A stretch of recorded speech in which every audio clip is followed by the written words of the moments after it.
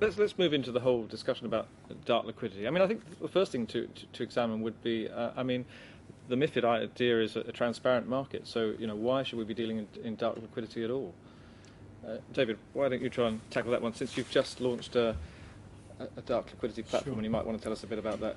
Yeah, I think, as John says, clients are looking for liquidity, and their preferences at the moment are not that they want to source X amount from lit liquidity and Y amount from dark liquidity.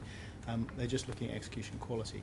So what we've seen over the last 3 to 5 years is a huge play into automation and investment in technology, such that whether it's at the client end, whether it's at the broking end, whether it's at the exchange and the MTF end, everybody is making trading more efficient.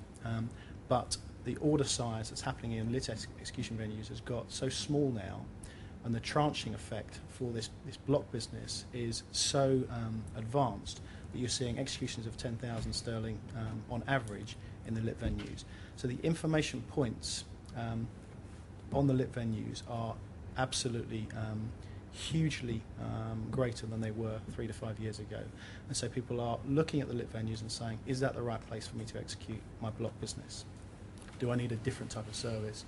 We think dark liquidity will be sourced from a price formation perspective from the primary price formation venue in the lit space. So that relationship between dark executions and lit price formation, we think, is one that the industry needs to look at and understand and preserve, so that there's proper transparency of price formation. But when you're moving 5, 7, 10% of a securities market cap through the market, you don't go to lit first, because the information give up in the lit venues means that your trade and your market footprint and your implicit trading costs are too high. So we think there is an interplay between lit and dark execution venues, but it's fundamentally a different proposition if you are looking to move size through the market. So they need to be developed in tandem, we think, but we don't want to put them into the same execution venue as a market operator. Ellie, Turquoise is going to have both lit and dark, is that right? Yeah. We will operate an integrated market model, which I think philosophically is looking at the way markets have evolved. And the structure today, smaller and smaller orders going off at higher and higher frequency. You wouldn't design the market to be the way it is if you remember the original intent of trading, which generally is to transact at institutional sizes. So what we've designed is a market model that reconciles the way markets are and the fact that there's liquidity in the order books with the original intent. And really have come up with a way that will marry the small order, high frequency activity in the order book structure that we have with people's intentions and desire to trade large orders. John, I mean, you have an internal dark pool at Lehman's, that's right? Yeah. Yes. And so why did you also feel the need to join up with the LSE to launch Baikal? Well, I think very fundamentally, it's a very good question.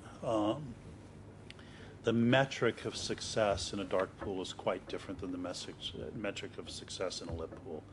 And by metric of success is managing customer flow and managing, as Eli said, the intentions of the customer.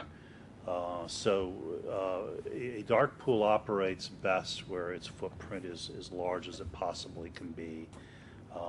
And we fundamentally believe that despite the fact that LX, which is our dark pool, is a very good product, and we think a market-leading product here in Europe, it is only going to be as big as Lehman Brothers. But you put it into an environment which is exchange-led, exchange-driven, a neutral environment, where naturally that neutrality will attract order flow on its own. I think you get something that's much more powerful and much more valuable to the community. And we at Lehman felt that that was the right approach as the next step in this process. Yeah. One thing that you have to do, I think, in talking about dark pools is really define what it is you're talking about, because there are all sorts of things that fall under the definition of dark pools. A lot of the single broker dark pools to date have really been about internalizing small orders. Yeah. And to a large degree, the new trading venues, Chi-X, Turquoise, others to come along, are really remediating the requirement to do that. People used to want to internalize small orders because it was so expensive to execute them on exchanges, right? So the break-even point of wanting to do that has changed fundamentally and forever. And people are going to look at some of the single broker dark pools in a totally different light now and decide they may not be worth it. One. Now, the other thing, and I think what you're getting at in the original discussion of dark pools, is really the dark pools designed for large orders, or as MiFID says, large in scale. That's the more exciting end of the spectrum in a sense, but it really is, to John's point, the area where a single broker or a single platform, a single broker is going to be severely handicapped, but a single platform that casts a very wide membership net has a chance. Tom, do you want to just come back on any of those things? Well, I just think it's very interesting to hear how we've had sort of highlighted the volume increase, small orders, fragmentation of execution, and how that is going to play all the way through the platforms is going to be, to me, the key battleground for the next year and a half. Where is there more actual real opportunity, and secondly, the cost as you get into the back end of clearance and settlement, the fragmentation at the front end. How do you pull it all back together so you haven't got a massive clearance cost and a massive settlement cost? And I think that's going to be, if we're thinking we haven't gone far in the execution side, I think we've made massive leaps. In the clearance and settlement side, we're making progress, but there's a lot of ways to go there. Eli, did you want to... Well, I think when you talk about the opportunity, we have to all remember that something like 40% of European trading is done off of the order books today, right? There's a massive opportunity there, and it is really well set up for dark pools, or dark pools that are well designed and well deployed. And the other thing, I can't sit idly by when you talk about, or other people talk about, fragmentation introduced by new MTFs. I see the new MTFs being pan-European as really eliminating the fragmentation in Europe, where you have these multiple market centers. And it's such a sort of macroscopic point that it's easy to miss. In fact, the pan-European platforms are doing a tremendous amount to remediate really the great inefficiency of European fragmentation today.